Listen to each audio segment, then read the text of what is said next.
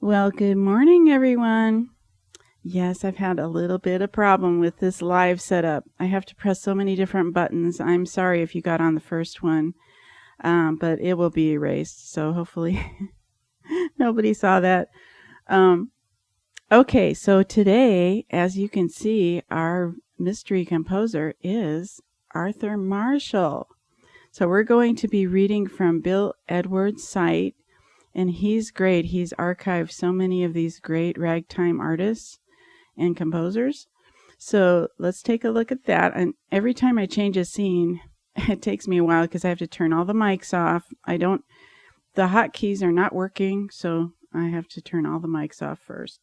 So let me do that.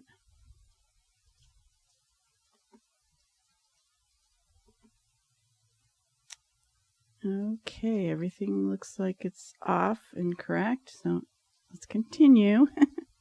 So this is the site that, let's see, is this the right one? No, this is not the right one. Let's do that again so everybody can read it together.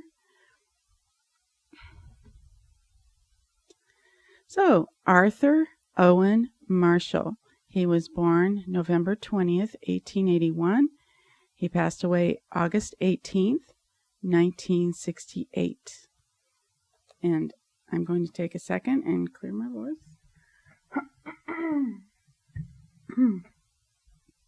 Okay, so let's read a little bit. So Arthur Marshall grew up in the same environment as another future collaborator with Scott Joplin, Scott Hayden. Yet his story is quite different from that of his Lincoln High School classmate. Many sources claim that he was born on a farm in Saline County, Missouri. However, the Marshalls were living in Pettis County, Missouri, near the future location of Sedalia for the 1880 census. While it is possible that they migrated north over the next several months, it still puts the county of birth for Arthur into question. The 1900 census shows an 1880 birth date. His 1917 draft card, 1882, and later census records point to 1883. Okay, so then it goes on how he's proving that. And then it says, according to the 1900 census, he was one of 3 surviving children out of the sobering total of 14 born to wood carver Edward Marshall and his bride, Emily Richter. The others apparently having died at birth, or at least in infancy. The two other surviving siblings included Martha Maddie, Ella, in 1867, and Samuel Lee W. in 1877. Okay, let's look at the next paragraph. When Arthur was still very young, the Marshalls moved into the new town Sedalia in part because of the better public education opportunities that were afforded the growing black population of that city.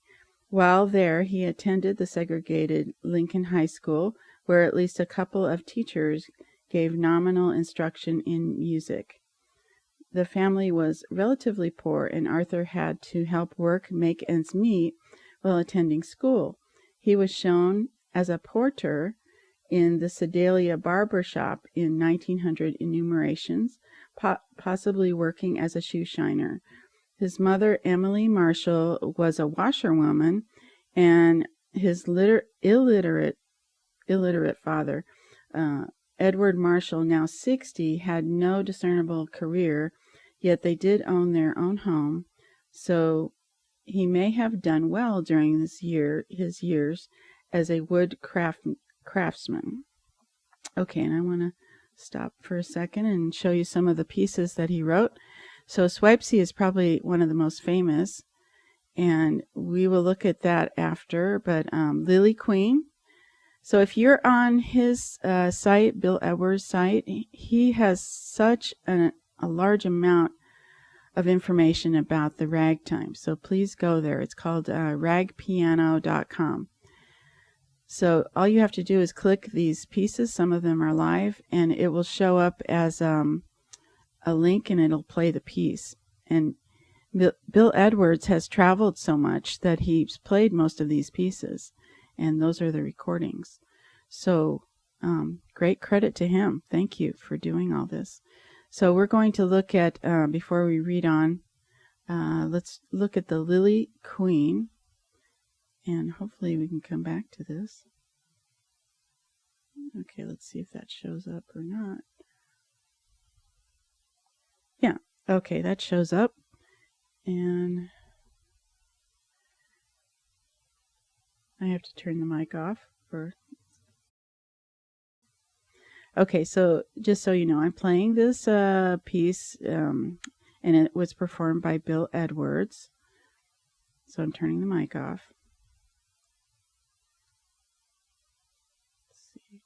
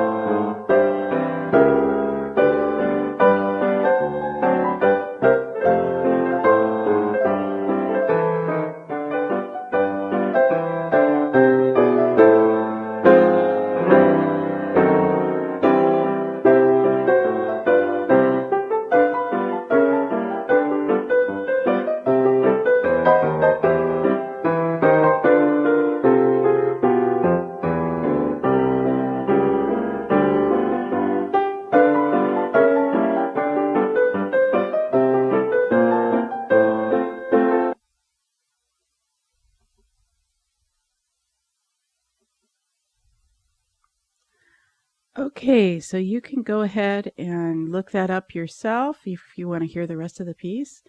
And let's continue reading a little bit.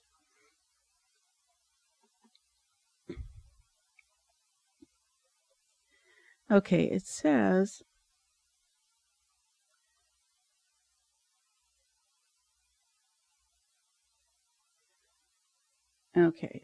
we'll start here. When Joplin first arrived in Sedalia, Missouri, Scott Joplin, he sought lodging with the Marshall family.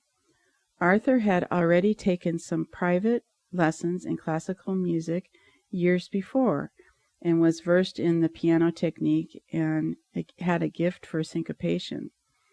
Joplin collaborated with his new protege on Swipesy Cakewalk, the only rag with Joplin's name on it, published in 1900. Joplin also helped to get the young pianist a job at the now famous Maple Leaf Club during its single year of existence in 1899. It was there that Marshall reportedly got into a fight on October 1st, 1899, with one Ernst Edwards over a woman. Okay, so I'll just leave it there, and let's listen to Bill Edwards play the Swipesy Cakewalk with, actually, I think we're doing that at the end. Yeah, let's do that at the end. But keep that in mind, Swipesy Cakewalk. And let's look at, oh, actually, we have it here. Okay. Don't listen to me. I don't know what I'm talking about. Okay, so again, I have to turn the mic back on.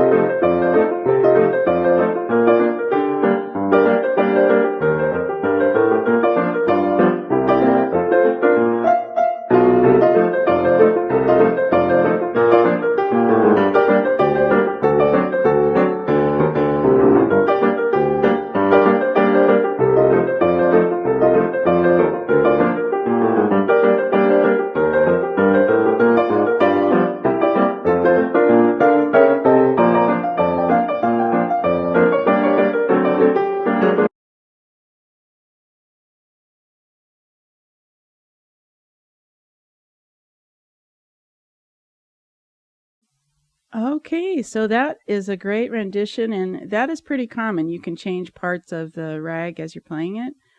So look into that as you learn these pieces.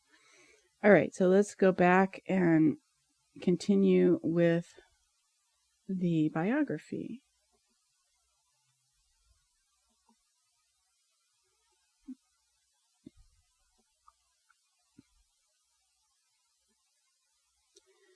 Okay, so now it says Joplin encouraged Arthur to enroll in the George R. Smith College in Sedalia, where he had attended in pursuit of a music degree.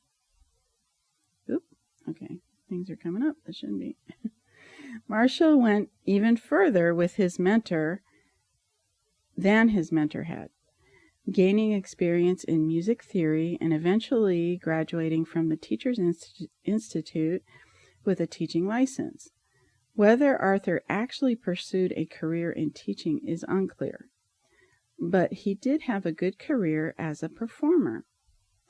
Marshall had worked his way through school playing ragtime in public venues and for dances and special occasions. He also went where the work was.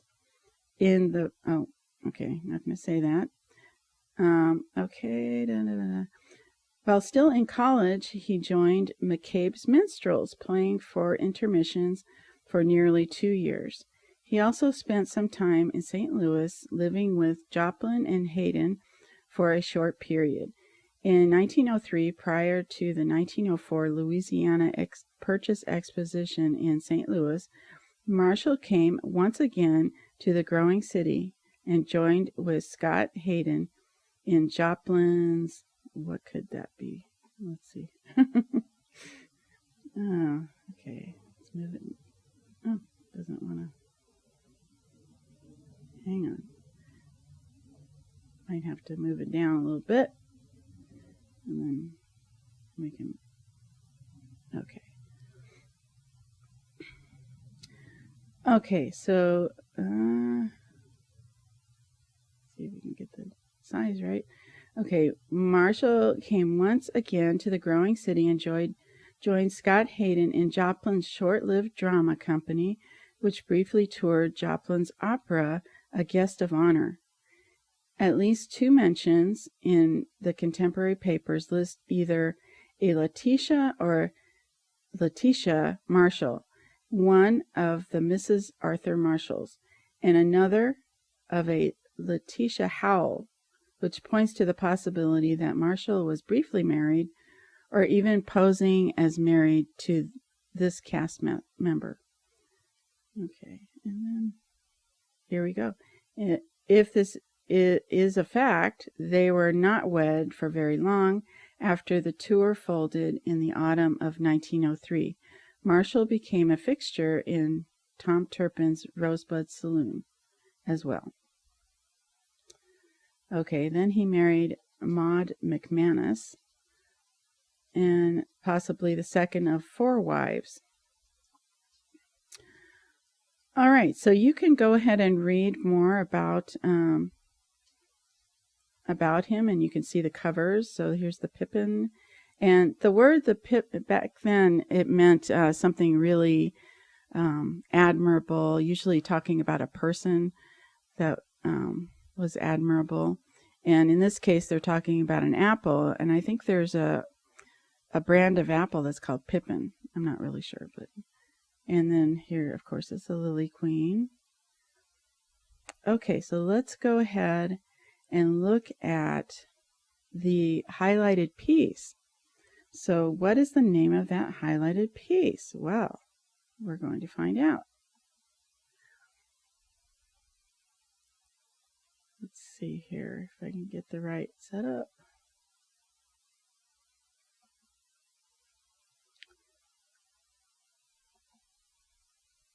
So our highlighted piece is called Ham and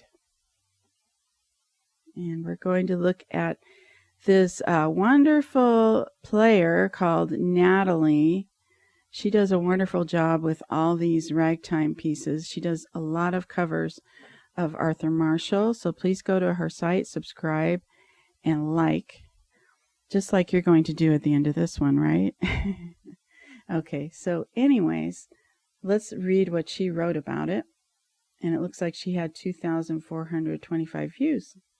So that's pretty good. Okay, it says, an interesting title for a fun and happy rag. This melody and rag is quite catchy to listen to. I played the middle two sections with a swing feel that came naturally to me when learning it. I would say that Ham Ant is one of Marshall's finest works and my favorite rag of his. I agree. I really like this rag. Okay, let's see if I can get the right. Okay, there she is. And I'm going to listen to her play, but I have to turn the mic on. So,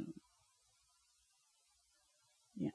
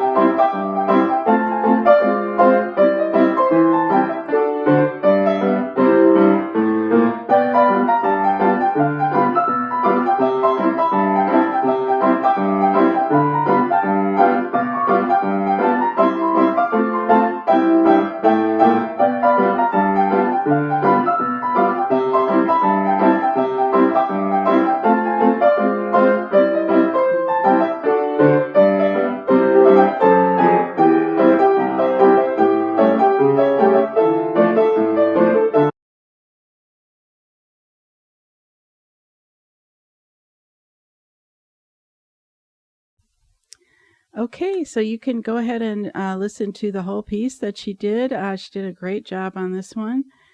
And let's look at our next performer. Let's see.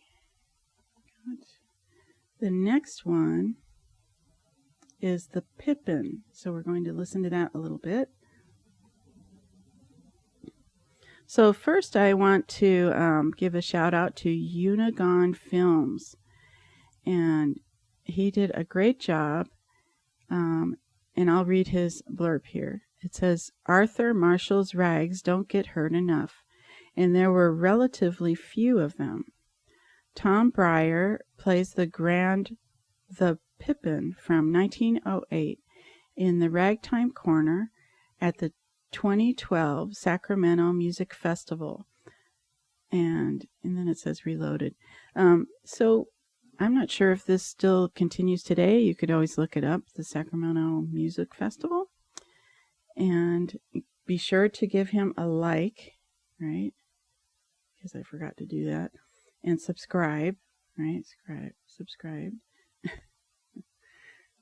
And we're going to listen to him play this a little bit. He does an introduction, so I'm just starting it after that. Let's see if we can make sure the sound is on.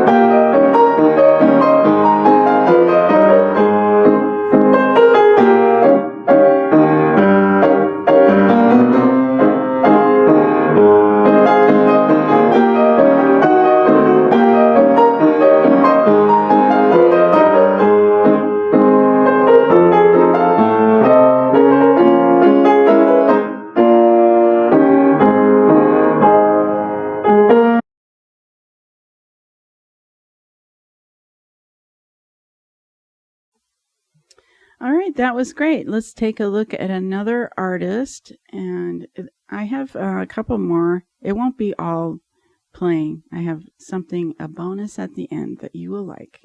So, let's see.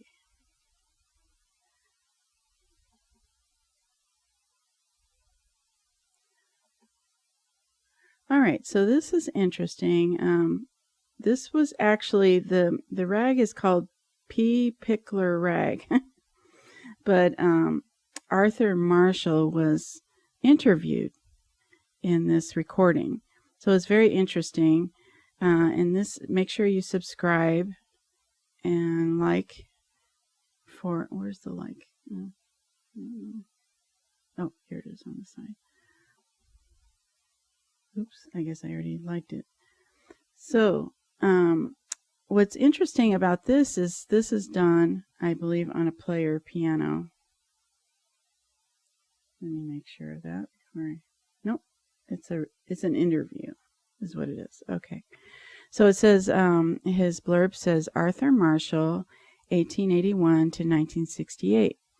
Saw fame again after the first ragtime history book, They All Played Ragtime, and it was published in 1950. His increased exposure came particularly through the efforts of Ragtime Bob Darch, who put Marshall out in front of the public again as a performer. 3 of his last 6 compositions were printed in the 3rd and 4th editions of They All Played Ragtime. He also had a great opportunity to perform at the first few ragtime gatherings held over the next 18 years, most of them hosted by Darch. It was one of those in 1959 that he played a musical key tickle, one of the only performances of that piece captured on tape made by Trebor Tichenor. It may have been improvised on the spot and is not a complete rag, but was resurrected in 2008 when Tom Breyer transcribed the recording. The brilliant composer and MacArthur genius Reginald Robinson and I discerned that Mr. Marshall stated a musical key tickler as opposed to the previously believed title P. Pickler Rag. Arthur Marshall, heard here, had previously suffered a stroke. This is sad, so I won't play the part where he's playing during a stroke. I can't believe they recorded that. Anyways, and although his left hand was heavily afflicted until passing at age 87 in 1968, you can still hear the masterful passion of this friend, protege, and collaborator of Scott Joplin, a true giant of ragtime. Yet even in the 21st century, through many performances of the ever-popular Swipesy Cakewalk and his other fine works, the spirit of Marshall still clearly inhabits ragtime. Okay, so that is his blurb about that, and let's listen to the part where he plays. Okay, so this is not Arthur Marshall playing, this is another performer. Okay, here we go.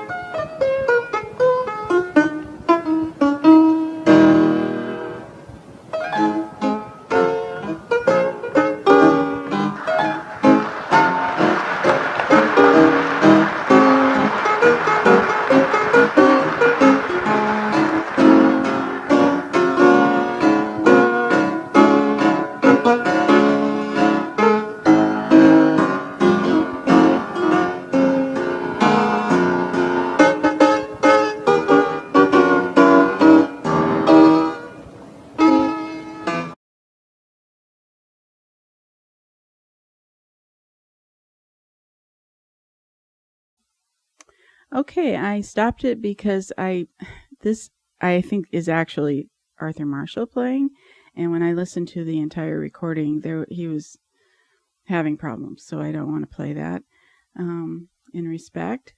But this is a great piece because you can hear him playing. And let's take a look at the next one.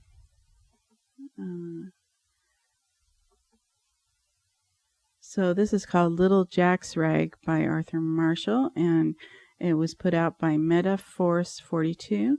And this is interesting because we're looking at the player piano. And did you know that because of the player piano, that's where we get our copyrights? So that started after the player piano came out because the composers were complaining about not getting revenue from their pieces being played. So this is, they would play the pieces in front of the storefront, and then the composer got nothing. So they wanted to have some income from that. Anyways, so this is pumped. That means there's a mechanism under the piano where you do the kind of little exercise. I've played one before. And then as you're playing, it kind of moves the music along. And it's kind of like a music box, the way the paper goes through. Okay, so let's. So he's playing it. He's pumped by Ryan Cather at Scott Joplin House State Park in St. Louis, Missouri. I believe that's the historic site, and it's still intact after the big tornado this year. Okay, so let's take a look at this one. So you can see up here, these are rolls that you would put into the piano, and the titles are along here. And then you can kind of see how it's being played. And sometimes there's a mechanism where they can do the dynamics loud and soft along the bottom of the keyboard with your hand. But I'm not sure this one has that. So let's take a look. Let me put the mic on.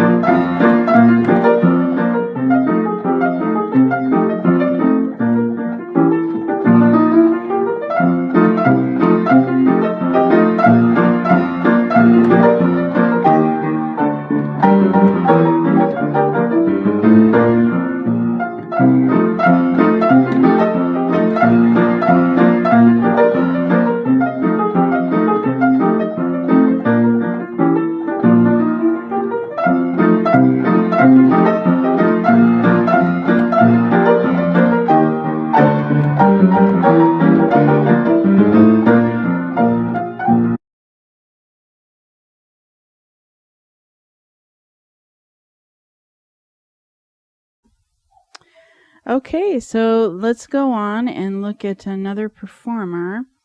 And you can hear my cuckoo clock in the background, possibly. So you can see it's noon in Las Vegas. All right, let's take a look at the next performer.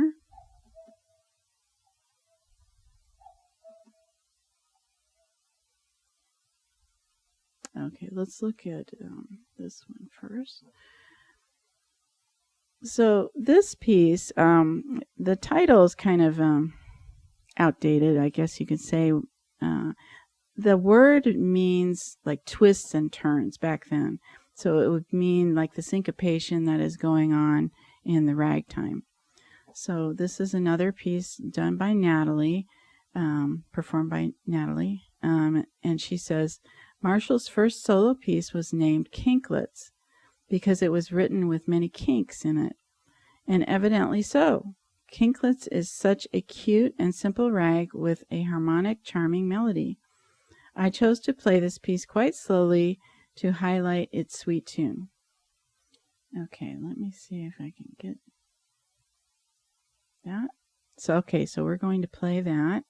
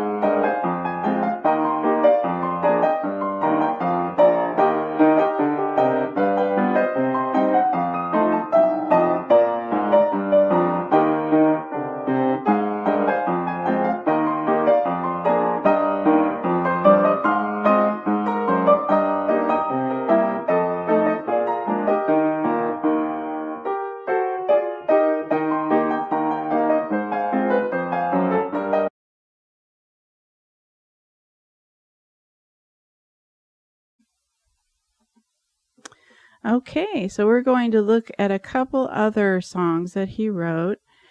And let's see, our next one is Silver Rocket. So again, by Natalie. And this piece, what's interesting about this piece is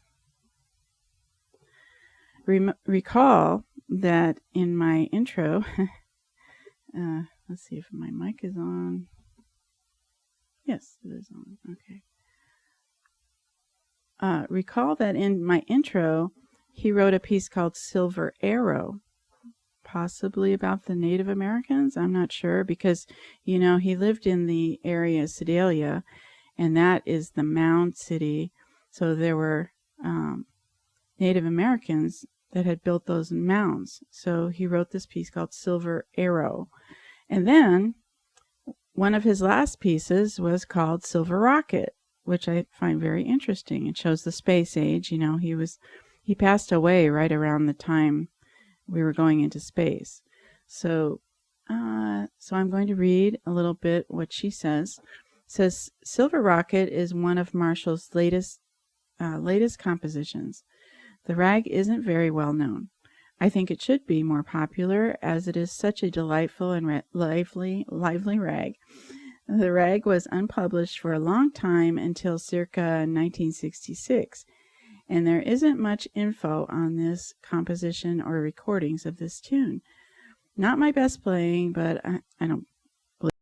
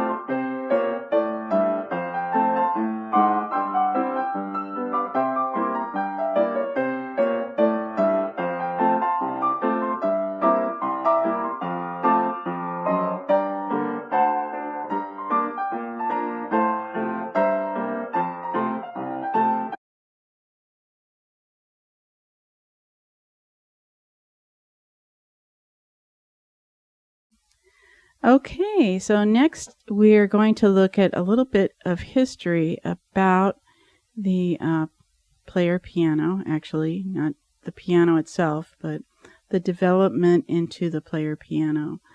So let's take a look at this site. Let's see.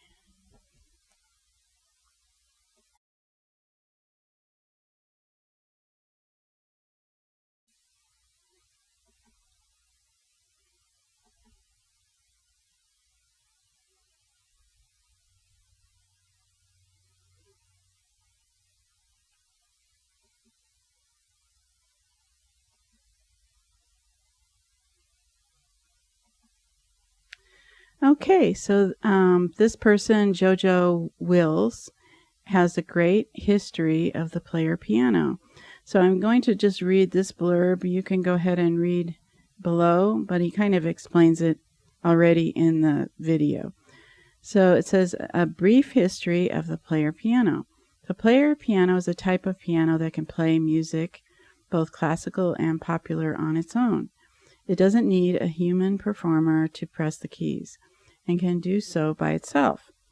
For the majority of history, musical instruments had to be played by humans. Which is the best, okay, just so you want to know. If you wanted to hear music, you would need performers to play it for you, and you'd need to play it yourself. And in order to do that, you would need plenty of money. But the advent of the player changed all that and laid the groundwork for all the free and accessible music that we have today. Okay. I have strong opinions about this, but I believe that the player piano was actually made by business people that wanted to make money without having to pay the performers. So that's my side of it. And the same with the organ music. Did you know before the organ was invented in BC, but the organ kind of took the place of these small chamber orchestras. So they didn't have to pay the orchestras. They had the organ player. So it was always a constant business idea that these business people wanted to take over and not have to pay musicians. But the best is played by the human. So I'll just say that. Okay, so let's take a look at what he has to say about.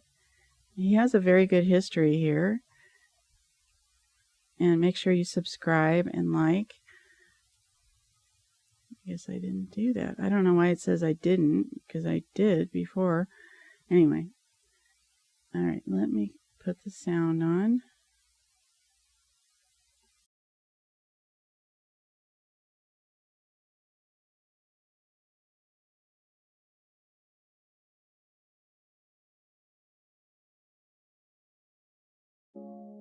The piano itself was invented around the 17th century, developing out of other keyboard instruments that came before,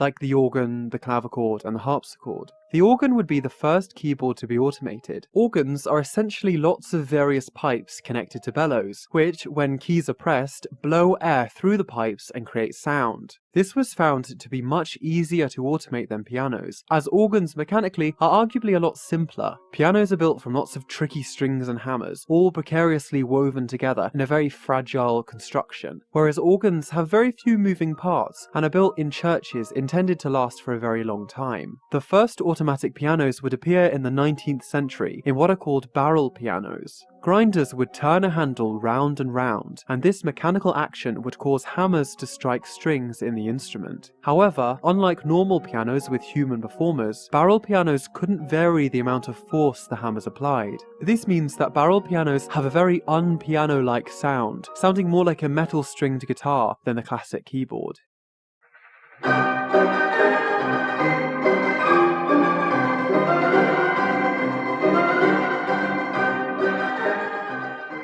Moving forward, and with the advent of steam power, people were becoming aware of the ability for pneumatics to do hard mechanical work for us. Inventors realized that instead of continuously turning a handle, they could use pumps and bellows to twist gears which pressed keys, which made sound. Some of the first pneumatic player pianos were shown in the Philadelphia World's Fair in 1876. There were loads of different designs on display that individual inventors had patented, all with their own idiosyncrasies and all designed to be incompatible with the others, so as to force you to buy only their products. Kind of like printers. However, one of these prototypes was the pianista, which is considered an early ancestor of the true player piano.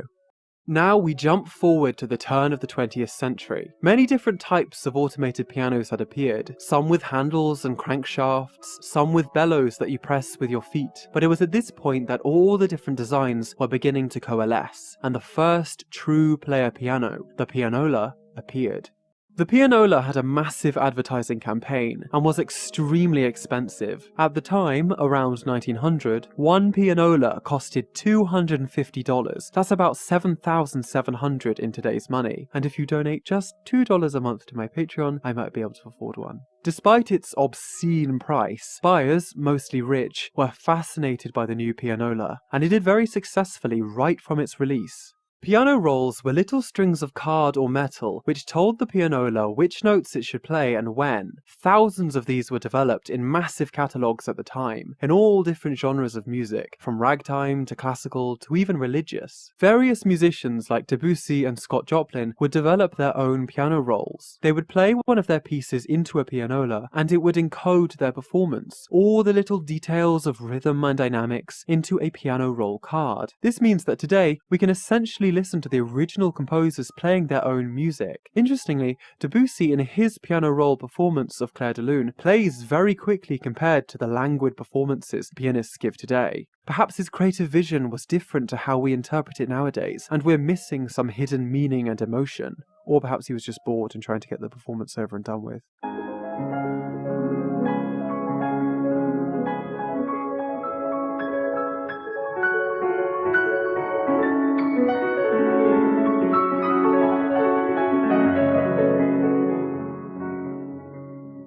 The rise of the Jazz Age in America confirmed the popularity of the new player piano, as it allowed inaccessibly hard jazz tunes to be played in the home by rich amateurs. Also, along with the home player piano, the word roll was invented. This is similar to the standard piano roll, except it had printed lyrics in the margins, letting people sing along to the piano music, which was a very popular activity before radios and vinyls became a thing.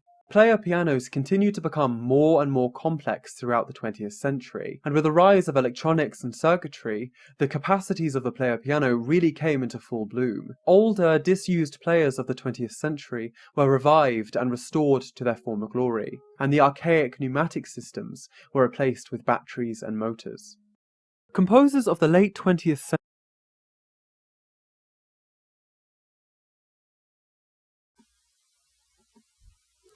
Okay, that was really interesting, and I have something else to show you pertaining to the player piano and the World's Fair that it was shown at.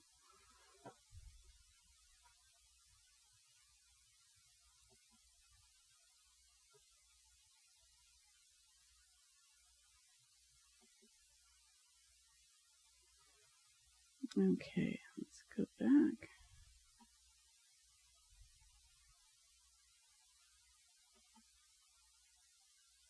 Okay, hang on there. Let's see. All right, I'm going to play this. I have to shut my mic off. I know you don't see my picture in the in the picture in the corner. I figured out how to turn the camera off. Anyways, so this is interesting. This is Jared Boosters. He is one of the people that covers the World's Fair buildings and the highlighting the impossibility of making these buildings within 2-3 years. I don't know how long they take at these World's Fairs, but also the fact that they are completely demolished by the end of the fair, which lasts maybe 1 to 2 years or a few months. So he's talking about here the Centennial Exposition in Philadelphia in 1876, and this happened. This was where we had the first player piano shown. Now, I found the pictures of there's like 600 pictures.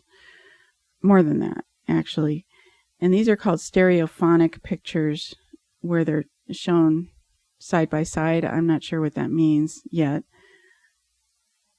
But we'll take a look at some of what he's saying about this exposition. This is apparently where they showed the player piano. Okay.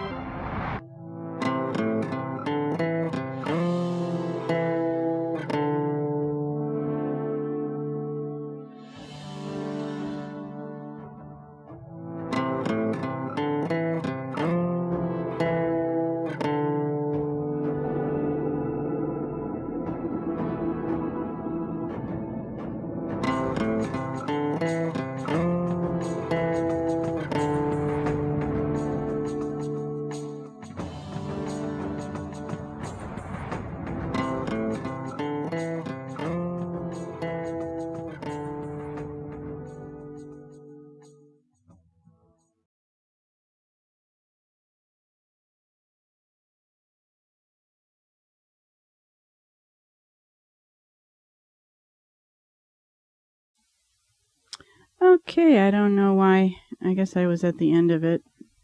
Let me see. Oh, sorry about that. I didn't start it at the beginning. I think that's what happened.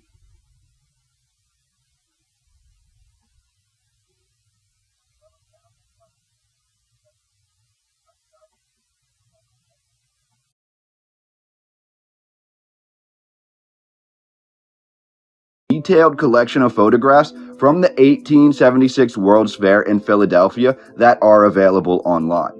To locate these images, I first changed the parameters of my search, and once I began looking into stereoscopic or old world 3D photographs, I was able to find an abundant collection of images taken specifically at the 1876 Fair in Philadelphia.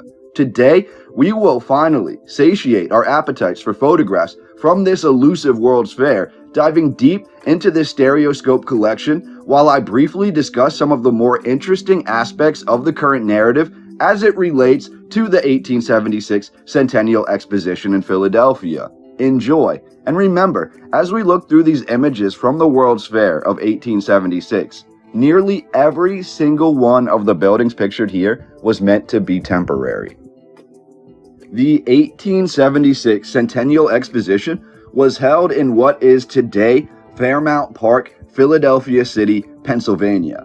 This fair is considered to be the first official World's Fair held in the United States. However, the 1876 Centennial Exposition was modeled after the earlier sanitary fairs of the United States, including the Great Sanitary Fair of 1864, which was also held in Philadelphia, Pennsylvania. That initial sanitary fair raised over $1 million for bandages and medicine during the Civil War. Both the 1864 fair and the 1876 World's Fair were said to be modeled in a neo-Gothic style, which was apparently abundant in Philadelphia at this time. The 18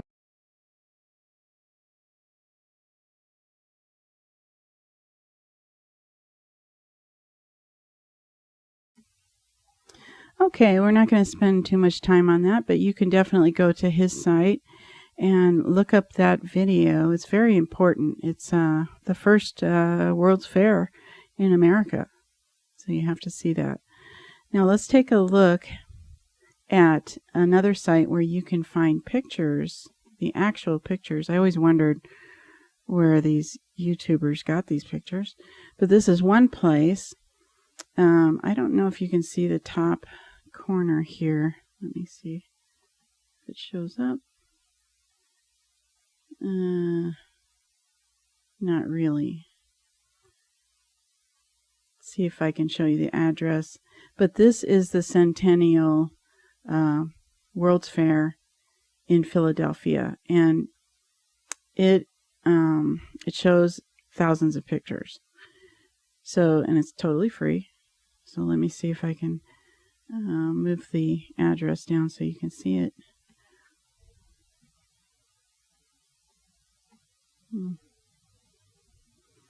Okay, well, probably not. But you can look up this. It's libwww.freelibrary.org, and then /digital/search/home/page/4, the number 4, /subject ID, and ID is capitalized, and then /1092. And or you can just do a Google search, I guess, of Centennial World's Fair 1876 photos, and it probably will come up. Okay, so here's some of the photos. So I realize these are drawings, but let's see if it'll show this one. So here's the Japanese bazaar. So I guess they highlighted different countries. And let's go back. Here's some more. Let's see, this one is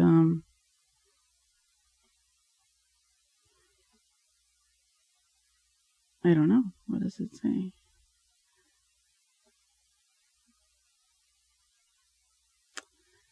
It doesn't say where it's supposed to be, but that's another building.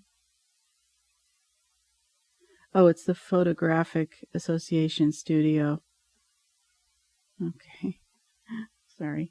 I guess I'm getting a little tired. Okay. And here's another one. Just show you this one.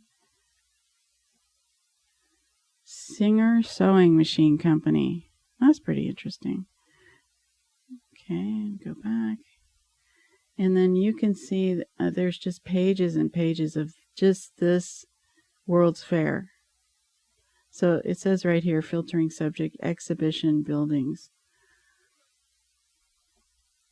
So you can go down here to the page. Let's say we do page 5. Here's some more buildings.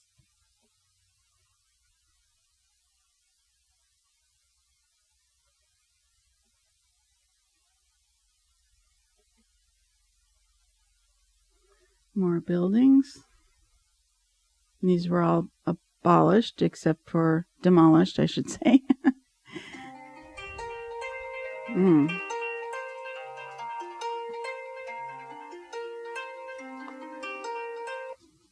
Sorry about that.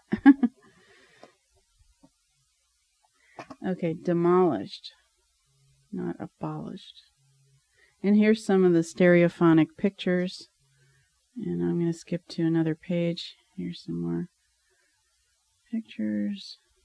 Just different things they had in each building that were inventions or how they made, not how they made, but a lot of these statues that were very realistic. Anyways. Okay, so the only picture I found, I went through all the pictures. I could not find any piano picture. But I did find this picture. And this was at the exposition.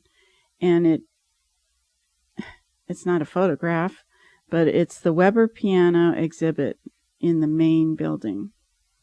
And look how big the piano is. I don't remember them being that big at that period of time. But this was the Weber. We still have Weber today, I believe. Anyways, okay, to round things out, we're going to finish our big talk about Arthur Marshall with Swipesy. And he's going to be, and this is the piece that he wrote with Scott Joplin. Remember Scott Joplin? He helped Scott Joplin get started in Sedalia, Missouri, and then he studied with him as well. So this is the name of his ragtime site is Chew Tobacco Rag, and make sure you subscribe and like.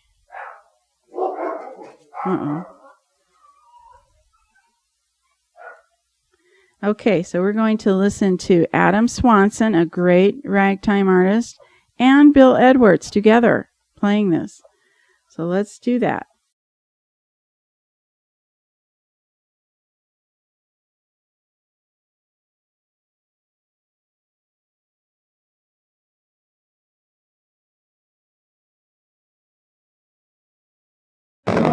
Liberty, so make it just like dawn.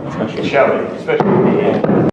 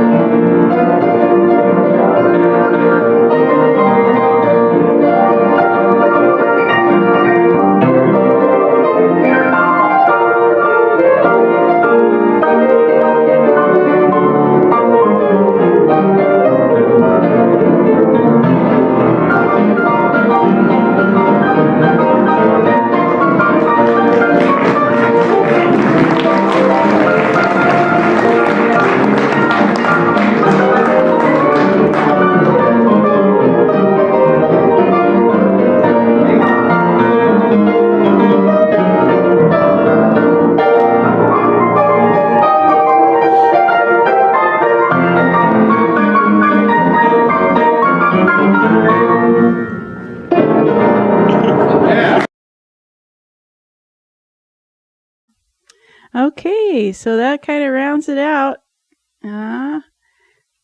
And I hope you enjoyed my presentation of Arthur Owen Marshall. So hopefully you'll go and try to listen to all these artists and history and get into ragtime. It's really fun to play. It actually helps your rhythm if you have your left hand going. So I hope you guys have a great day, and I will talk to you later. Bye.